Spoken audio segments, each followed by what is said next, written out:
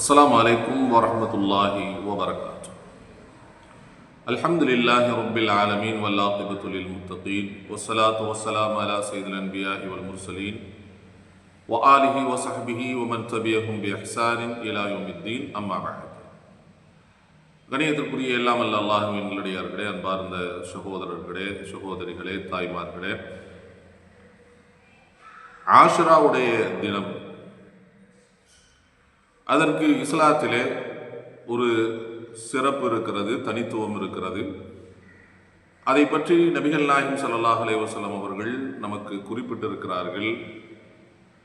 அந்த தினத்தில் நாம் என்ன செய்ய வேண்டும் என்பதை பற்றிய விளக்கத்தை, வழிகாட்டுதலை நபிகள் நாயகம் ஸல்லல்லாஹு அலைஹி வஸல்லம் அவர்கள் நமக்கு குறிப்பிட்டிருக்கிறார்கள். முக்கியமாக அந்த தினத்தில் அல்லாஹ் சுப்ஹானஹு வ தஆலா ஃபிரௌனை விட்டு மூசா அலைஹிஸ்ஸலாத்து வஸ்ஸலாம் அவர்களையும் அவர்களது கூட்டத்தினரையும் அல்லாஹ் காப்பாற்றிய தினம். எனவே யூதர்கள் அதற்கு நன்றி செலுத்தும் பொருட்டாக மதீனாவிலே அன்றைய தினம் நோன்பு வைத்துக் கொண்டிருந்தார்கள். நபிகள் நாயகம் ஸல்லல்லாஹு அலைஹி வஸல்லம் அவர்கள், உங்களை விட மூசா அலைஹிஸ்ஸலாத்து வஸ்ஸலாம் அவர்கள் எங்களுக்கு மிக நெருக்கமானவர்கள் என்று கூறியவர்களாக, வரும் ஆண்டில் நான் உயிரோடு இருந்தால் 10வது நாளாகிய இந்த ஆஷுரா தினத்தில் மட்டுமல்ல 9வது தினத்திலும் நான் நோன்பு வைப்பேன் என்று நபிகள் நாயகம் ஸல்லல்லாஹு அலைஹி வஸல்லம் அவர்கள் கூறி, ஆஷுரா முஹர்ரம் மாதம் பிறை 9 மற்றும் 10 இந்த இரு தினங்களில் நோன்பு வைப்பதை நபி ஸல்லல்லாஹு அலைஹி வஸல்லம் அவர்கள் நமக்கு ஆர்வப்படுத்தி இருக்கிறார்கள். அதை சுன்னத்தாக நமக்கு ஆக்கியிருக்கிறார்கள். அவ்வாறு நோன்பு வைப்பதின் பலனை நபி ஸல்லல்லாஹு அலைஹி வஸல்லம் அவர்கள் என்ன செஞ்சிருக்காங்கன்னா, கடந்த ஒரு வருடத்தின் பாவங்கள் மன்னிக்கப்படும் என்பதாக நபி ஸல்லல்லாஹு அலைஹி வஸல்லம் அவர்கள் குறிப்பிட்டிருக்கிறார்கள். இந்த செய்திகள் எல்லாம் ஆதாரபூர்வமான ஹதீஸ் கிரந்தங்களில் நமக்கு கிடைக்கப் பெறுவதை நம்மால் பார்க்க முடியும். இதை தவிர்த்து நபி ஸல்லல்லாஹு அலைஹி வஸல்லம் அவர்கள் இந்த முஹர்ரம் மாதம் 10வது நாள் வேறு விசேஷமான ஏதாகிலும் ஒரு அமலையோ வேறு ஏதாகிலும் ஒரு செயல்பாட்டையோ செய்ய வேண்டும் என்பதாக நமக்கு கட்டளையிட்டு இருக்கிறார்களா என்று பார்த்தால், எந்த ஒரு ஹதீஸிலும் அவ்வாறு ஒரு செயலை நபி ஸல்லல்லாஹு அலைஹி வஸல்லம் அவர்கள் நமக்கு கட்டளையிட்டு இருப்பதாக எந்த ஒரு ஆதாரபூர்வமான செய்தியும் நாம் பெற்றுக்கொள்ள முடிவதில்லை. சஹாபாக்களுடைய வரலாறுகளிலும் நாம் புரட்டி பார்த்தால், ஒட்டுமொத்த சஹாபாக்களுடைய காலகட்டம் நபி ஸல்லல்லாஹு அலைஹி வஸல்லம் அவங்களுடைய மரணத்திற்கு பின்னால் இருந்த அந்த காலகட்டத்தில் குலஃபா ராஷிதீன்களுடைய அது 30 ஆண்டுகளுடைய காலகட்டங்களில் முஹர்ரம் மாதம் 10ஆம் நாள் அல்லது 9வது நாள் நோன்பு வைப்பதை தவிர்த்து வேற ஏதாகிலும் சிறப்பான செயல்கள் செய்யும்படி நபி ஸல்லல்லாஹு அலைஹி வஸல்லம் அவர்கள் நமக்கு ஏவி இருக்கிறார்கள். அதை அவர்கள் நாம் செய்ய வேண்டும் என்பதாக சஹாபாக்கள்ல யாராகிலும் செயல்படுத்தி இருக்கிறார்களா என்று பார்த்தாலும் வரலாறுகளிலே எந்த விதமான விஷயங்களும் நமக்கு கிடைக்கப் பெறுவதில்லை. அதற்கடுத்து வந்த இமாம்கள், தாபியீன்கள்ல முந்திய தாபியீன்கள், பின்னால் வந்த தாபியீன்கள். ஏன்னா பின்னால் வந்த தாபியீன்கள் தான் என்ன செய்யறாங்கன்னா, இமாம் மாலிக் ரஹ்மத்துல்லாஹ், இமாம் ஷாஃபி ரஹ்மத்துல்லாஹ் அவர்கள், இமாம் அபூ ஹனீஃபா, இமாம் அஹ்மத் பின் ஹம்பல் போன்றவர்கள் எல்லாம் தபக்கத்து சாலிசா, தபக்கத்துல் சானியாங்கிற அந்த பகுதியில் தான் என்ன செய்யறாங்கன்னா வருகிறார்கள். இப்போ அவங்களுடைய காலகட்டத்திலாவது ஆஷுரா தினத்திற்கு ஏதாகிலும் பிரத்யேகமான அமல்கள் கடைபிடித்திருக்கிறார்களா, அல்ல அப்படி செய்யும்படி செஞ்சிருக்காங்களா, சொல்லியிருக்காங்களா என்று அவர்களது வரலாறுகளையும் அவர்களது நாம் எழுதிய நூல்களையும் நாம் ஆய்வு செய்து பார்த்தாலும் இந்த மாதிரி செய்திகள் எதுவும் என்ன செய்ய கிடைக்கப்பெறவில்லை.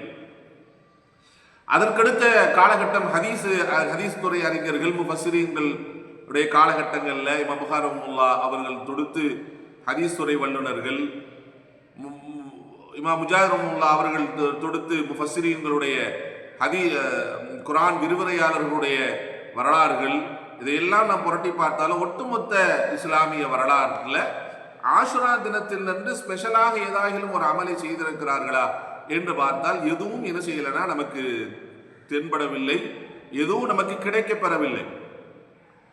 அப்ப இஸ்லாம் என்பது என்ன? நபி ஸல்லல்லாஹு அலைஹி வஸல்லம் அவர்கள் எதை அவர்கள் சொல்லி செய்து ஆமோதித்து எதை அங்கீகரித்து இதுதான் மார்க்கம் என்பதாக நமக்கு விட்டு விட்டு சென்றார்களோ அதை நாம் முழுமையாக பின்பற்றினாலே என்ன செய்ய முடியும் என்றால் சொர்க்கத்திற்கு சென்று விட முடியும்.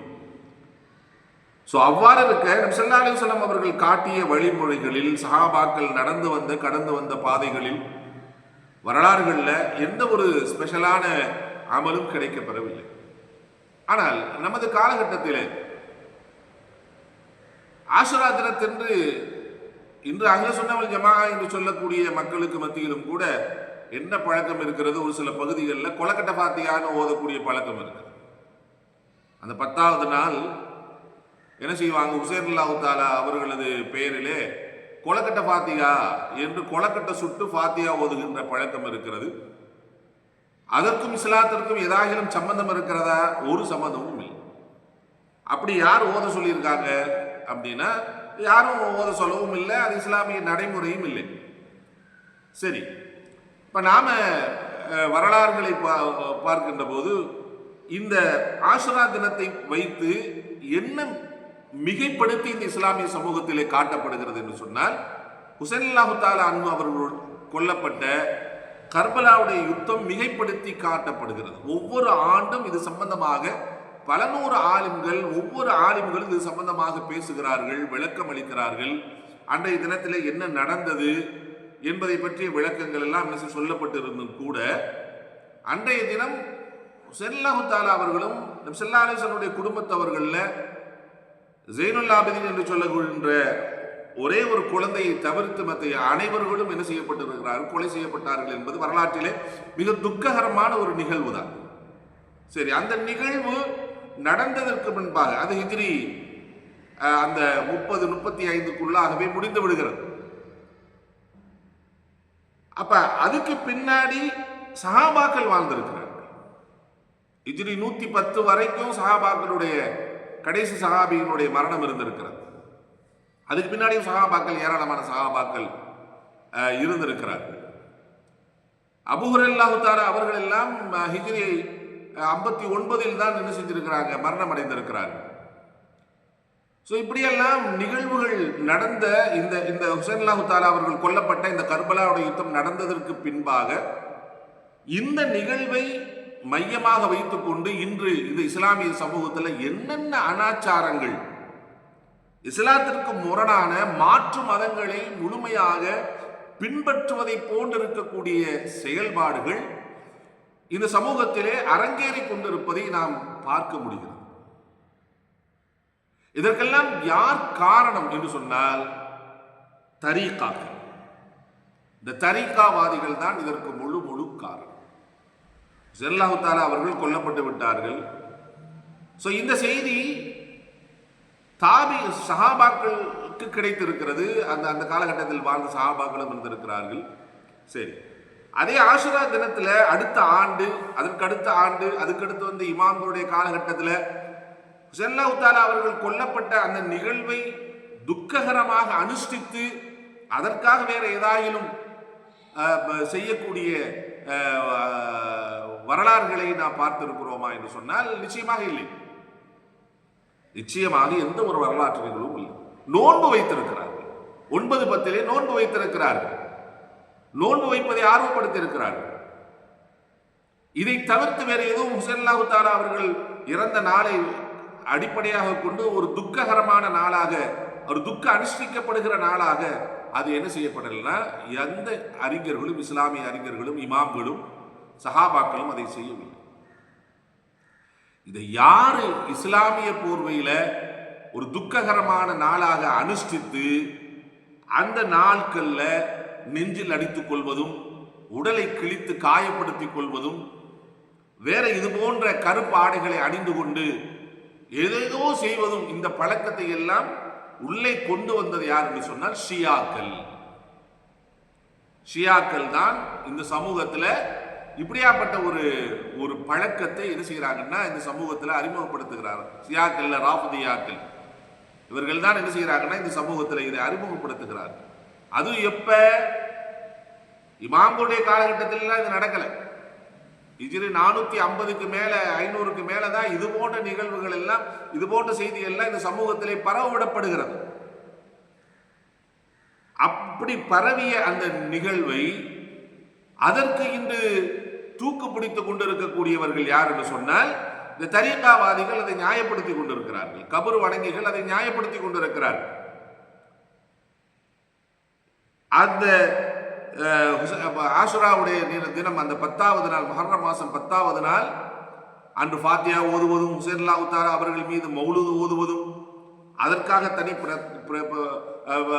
பிரத்யோகமான முறையில் துஆக்கள் செய்வதும், ஊர்வலம் செல்வதும், கொடியேந்தி செல்வதும், அதற்காக சந்தனக்கூடுகள் எடுப்பதும், இது போன்ற நிகழ்வுகள் தமிழ்நாட்டிலும் கூட அரங்கேறுவதை நாம் பார்க்க முடிகிறது. அப்ப இதெல்லாம் கொண்டு வந்தது யாரு?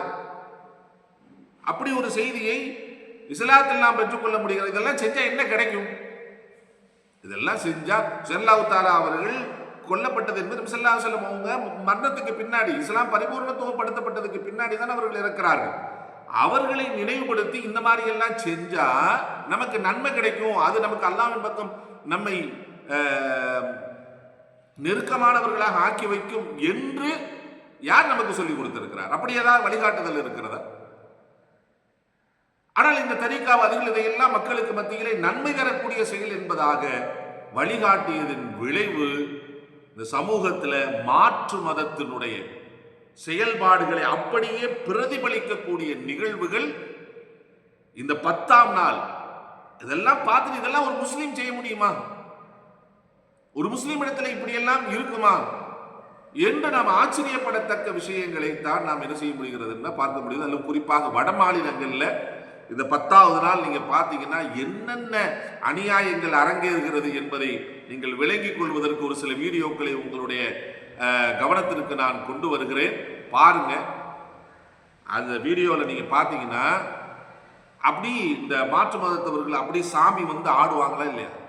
அந்த மாதிரி ஹுசைன் அல்லாஹு தஆலா வந்து இவருக்கு மேல இறங்கிடுவாங்களா? அந்த இறங்கின பின்னாடி அவர் எப்படி தன்னை மறந்தவராக என்னென்னமோ பண்றார். தீக்குள்ள நடக்கிறான், தீயை போட்டு கங்கர் போட்டு நடக்கிறான், கங்கல்லி மேல மேல அள்ளி போட்டுக்கிறான். அப்படி நாக்குல ஊசியை வச்சு தச்சுக்கிறாங்க, நாக்குல வந்து கத்தியை வைத்து இது பண்ணி கொள்கிறார்கள். எப்படி அந்த ஷியாக்கள் செய்வார்களோ அந்த 10வது நாள் நெஞ்சில் அடித்துக் கொள்வதும், கத்தியை கொண்டு காயப்படுத்துவதுமாக இப்படியெல்லாம் நடக்கின்ற அவலங்களை இஸ்லாம்ங்கிற பேர்ல, மார்க்கங்கிற பேர்ல பார்த்தா கடுமையான கூட்டம் இருக்கு. அப்ப இதுக்கு காரணம் என்ன அப்படின்னா, இந்த தரீகாவாதிகள், இந்த கபர் வணங்கிகளுடைய வழிகாட்டுதலின் பேரில் தான் இந்த மக்கள் இதை போன்ற இஸ்லாத்திற்கு முரணான, மாற்று மதத்திற்கு ஒப்பான, இஸ்லாத்திற்கு எந்த சம்பந்தமும் இல்லாத, அல்லாஹ்விடத்திலிருந்து எந்த விதமான வகையிலும் அது ஒப்புக்கொள்ளப்படாத செயல்கள் செய்வதை நாம் என்ன செய்யலாம், பார்க்கலாம். சில வீடியோக்களை நீங்க என்ன செய்ய பாருங்க. முதலாவதா ஒருத்தர் வர்றாரு. அவரு வந்து என்ன அப்படின்னா, அந்த தாரை தப்பட்டை எல்லாம் அடிச்சு வந்த உடனே அப்படி சிலுப்பி நிக்கிறார். நின்னா என்ன நடக்குது அப்படின்னா, அப்படியே அந்த ஹுசைன் அல்லாஹு தஆலா அவங்களுக்கு அவர் மேல வந்துட்டது மாதிரி. அப்ப அவர் கையில ஒரு ஜெண்டாவை கொடுத்து ஊர்வலம், அவருக்கு அப்படியே உடனே பச்சை ஆடைகள் எல்லாம் போர்த்தி ஊர்வலம். அந்த ஊர்வலத்துல வந்து பாத்தீங்கன்னா யா அலி என்பதாகவும் யா ஹுசைன் என்பதாகவும் மக்கள் எல்லாம் கோஷமிட்டு கொண்டு தாரதப்பட்டையோடு ஆட்டம் பாட்டத்தோடு ஊர்வலம் செல்லுகின்ற அவலத்தை நாம் பார்க்கலாம். இதுக்கும் இஸ்லாத்திற்கும் என்ன சம்பந்தம் இருக்கிறது? அப்ப அந்த மக்களுடைய உள்ளத்தில் என்ன பதிக்கப்பட்டு, இப்படிலாம் நீ செஞ்சீங்கன்னா உனக்கு நன்மை கிடைக்கும்பா, இப்படியெல்லாம் செய்கிறது மார்க்கம் என்பதாக சொல்லிக் கொடுத்தது யார்? நபி சொல்லிக் கொடுக்கவில்லை, சஹாபாக்கள் சொல்லிக் கொடுக்கவில்லை, இமாம்கள் சொல்லிக் கொடுக்கவில்லை, முஹத்திஸீன்கள் சொல்லிக் கொடுக்கவில்லை, முஃபஸ்ஸிரீன்கள் சொல்லிக் கொடுக்கவில்லை. இதெல்லாம் சொல்லிக் கொடுத்தது யார்? பின்னால் காலத்தில் வந்து இதையெல்லாம் செஞ்சா வருமானம் கிடைக்கும்னு நினைக்கக்கூடிய இந்த தரீகாவாதிகளும் இந்த கபர் வணங்கிகளுமாக அவங்க ஏற்பாடு செய்து கொடுத்த விஷயம் தான். அவர்கள் தான் இன்று அதற்கு ஆதாரத்தை என்ன செய்யறாங்கன்னா அதை சரி காண்டு கொண்டு இருக்கிறார்கள். அந்த வீடியோவை நீங்க பாருங்க. அப்படியே சிலுப்பி எந்திரிச்சு அப்படி அருள் வருதான். இந்த அருள் வந்து சாமி ஆடுவாங்களா இல்லையா, அந்த மாதிரி ஒரு சாமி ஆட்ட கணக்கு ஆடிக்கிட்டு இவங்க போறதையும் ஊர்வலம் போவதையும் என்னென்னமோ பண்றதையும் நீங்க என்ன செய்ய முடியும், பார்க்க முடியும். பாருங்க, இந்த வீடியோ பாருங்க, அதுக்கடுத்து நம்ம பேசலாம்.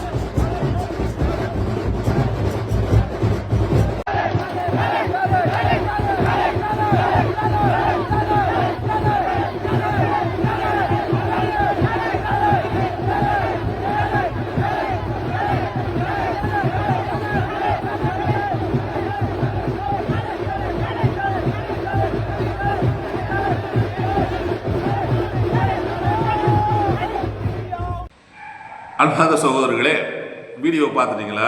இப்போ இது மட்டும் இல்லை, இன்னும் என்ன நடக்குதுன்னா, இப்போ இருக்க அருள் வந்து இவரை தூக்கி என்ன செய்கிறாங்க அப்படின்னா, ஒரு சில இடங்களில் அந்த யார் மேலே அந்த ஹுசேன் அல்லாஹ் தஆலா வர்றாங்களோ அவர் தான் அந்த ஜமாத்துக்கு தலைவர் மாதிரி இருக்கிற அவரை தூக்குன உடனே அவர் என்னத்தையோ அந்த சந்தன குடம் மாதிரி தூக்கிட்டு போகிறாங்க. அதில் மல்லிகை பூவெல்லாம் போடப்பட்டு இருக்கிறது.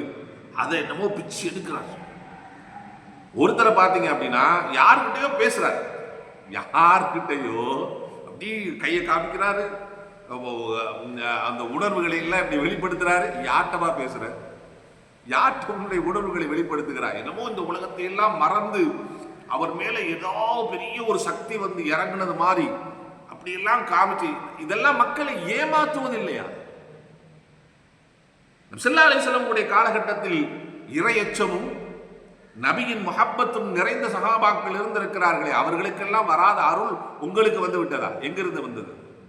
இந்த வீடியோ பாருங்க, என்னெல்லாம் அவங்க ஆக்ஷன் பண்றாங்க அப்படிங்கிறத பாருங்க. நல்லா அது நல்லா கூர்ந்து பார்த்தாலே தெரியும் மக்களை ஏமாத்துறதுக்கு அவங்க என்னமோ பண்றாங்க என்பதை என்ன செய்ய புரிந்து கொள்ள முடியும்.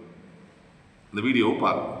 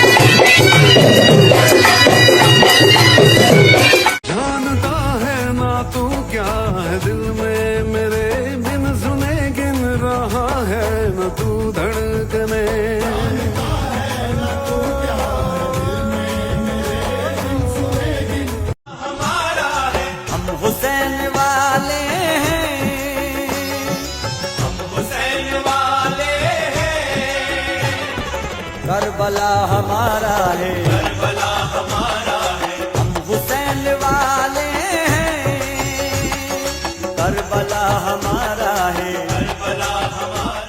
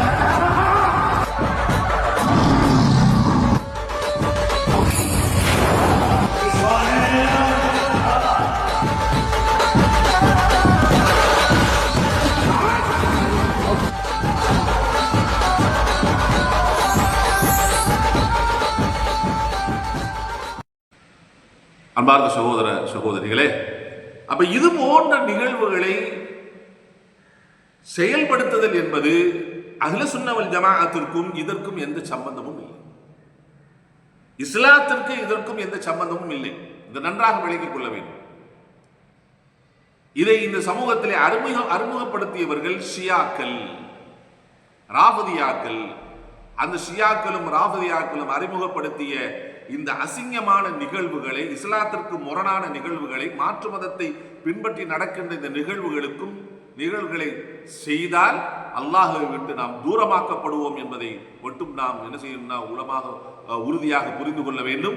இதை செய்யக்கூடிய சகோதரர்கள் அல்லது இதற்கு வக்காலத்து வாங்கக்கூடிய ஆலிம்கள் அல்லது இதற்கு வக்காலத்து சப்போர்ட் பண்ணி கொண்டிருக்கக்கூடிய தரீகாவாதிகள் அல்லது கபரு வணங்கிகள், உங்கள்கிட்ட இதுக்கு ஏதாகிலும் ஆதாரம் இருக்கிறதா? இப்படியெல்லாம் செயல்படுவது, தாரத்தப்பட்டை அடிச்சு அருள் வர்றது மாதிரி நடிச்சு சந்திர குடத்தை தூக்கிட்டு போய் இது இப்படியெல்லாம் நெருப்புக்குள்ள நடந்து நெருப்பள்ளி மேல போட்டு, என்னையா எதுக்கையா செய்றீங்க இதெல்லாம்? இதுக்கு இஸ்லாத்துக்கு என்ன சம்பந்தம் இருக்கிறது? ஏன் இப்படியெல்லாம் மக்களை ஏமாற்றுகிறீர்கள்? மக்களுடைய கவனத்தை திசை திருப்புகிறீர்கள். இதற்கு பதிலாக அவர்களுடைய சிந்தனையை அல்லாஹ்வின் பக்கம், ரசூலின் பக்கம், மார்க்கத்திற்காக தியாகம் செய்வதன் பக்கம் உள்ளத்தை திருப்பி இறையச்சத்தின் பக்கம் அவர்களை ஒன்றிணைப்பதற்கு அதற்கு முயற்சி எடுத்தால் அல்லாஹ் அதற்கு நன்மையை தருவார். நன்றாக விளங்கிக் கொள்ளுங்கள். இதையெல்லாம் அல்லாஹ் சும்மா விட்டு விடுவான் என்று நினைக்க வேண்டாம். நாளை மறுமையில் இதற்கு அல்லாஹுக்கு முன்னால் இப்படி மக்களை ஏமாற்றி இஸ்லாத்துக்கு முரணான செயலை மார்க்கம் என்ற பெயரில் மக்களிடத்திலே அறிமுகப்படுத்திய எவரையும் அல்லாஹ் சுப்ஹானஹு வ தஆலா சும்மா விட போவதில்லை. நபி ஈசா அலைஹிஸ்ஸலாத்து வஸலாம் அவர்களையே நாம் கேள்வி கேட்போம் என்பதை அல்லாஹ் சுப்ஹானஹு வ தஆலா சூரத்து மாயிதாவிலே சொல்லி காட்டுகிறார். அல்லாஹ் ஈசா அலைஹிஸ்ஸலாத்து வஸலாம் அவரிடத்திலே கேட்பான், ஆன்த குல்த லின்னாஸி இத்தஹிதூனி வ உம்மி இலாஹைனி மின் தூனில்லாஹ், அல்லாஹ்வை விட்டு என்னையும் என் தாயையும் கடவுளாக எடுத்துக்கொள்ளுங்கள் என்று மக்களிடத்தில் நீங்களா சொன்னீர்கள் என்று அல்லாஹ் ஈசா அலைஹிஸ்ஸலாத்து வஸலாம் அவர்களே அல்லாஹ் கேள்வி கேட்பான். அவங்களுக்கு அதுக்கு சம்பந்தமே இல்லை. அவர்கள் விண்ணுக்கு உயர்த்தப்பட்டதற்கு பின்னால் வந்தவர்கள் அவர்களை கடவுளாக உருவப்படுத்தி கொண்டார்கள். அவர்களுக்கு அதுக்கு சம்பந்தம் இல்லை. அதை சொல்லுவாங்க, லைன் குல் துகுலக அலிம்த, ஒருவேளை நான் அப்படி சொல்லி இருந்தாலும் உனக்கு தெரியும், தஅலமு மா ஃபீ நஃப்ஸி வலா அஅலமு மா ஃபீ நஃப்ஸி, என்னுடைய ஆத்மாவில் என்ன இருக்கிறது என்பது உனக்கு தெரியும், உன் ஆத்மாவில் என்ன இருக்குன்னு எனக்கு தெரியாது நாயனே. இந்த இப்படியாப்பட்ட செயலை செஞ்சதுக்காண்டி அவங்க நீ வேதனை செஞ்சேன்னா அவர்களுடைய அடியார்கள், நீ மன்னிச்சு விட்டீங்கன்னா அதுக்கு நீ தகுதியான ஆள், இதுக்கு எனக்கு எந்த சம்மந்தம் இல்லை என்று அவர்கள் ஒதுங்கிக் கொள்வார்கள் என்று அல்லாஹ் சுப்ஹானஹு வ தஆலா மறுமையில் நடக்கின்ற நிகழ்வை அல்லாஹ் சூரத்து மாயிதாவிலே இறுதியில் சொல்லி காட்டுகிறானே. அப்ப ஈசா அலைஹிஸ்ஸலாத்தை கூட விட மாட்டான், உங்களை விட்டுருவானா அல்லாஹ்? மார்க்கத்தின் பேர்ல மக்களை இப்படி வழிகெடுத்தால் அல்லாஹ் சும்மா விடுவானா? நாளைக்கு மறுமையில் அல்லாஹ் இதற்கெல்லாம் பிடித்து இதற்கு அல்லாஹ் சுப்ஹானஹு வ தஆலா தகுந்த தண்டனையை தருவானா இல்லையா? எனவே அல்லாஹ் சுப்ஹானஹு வ தஆலாவை அவர்கள் பயந்து கொள்ள வேண்டும். பொதுவாக நாம் இருக்கக்கூடிய மக்கள் அல்லாஹ் இதற்கும் இது போன்ற செயலுக்கும் இஸ்லாத்திற்கும் எந்த சம்பந்தமும் இல்லை என்பதை உணர்ந்து இது போன்ற செயல்களை விட்டு நாம் நம்மை தற்காத்துக் கொள்வதற்கு முயற்சிகள் செய்வோம். அல்லாஹ் சுப்ஹானஹு வ தஆலா அதற்கு அருள் புரிவானாக. வாஹிரு தஅவானா அல்ஹம்துலில்லாஹி ரப்பில் ஆலமீன். அஸ்ஸலாமு அலைக்கும் வரஹ்மத்துல்லாஹி வ பரகாத்துஹு.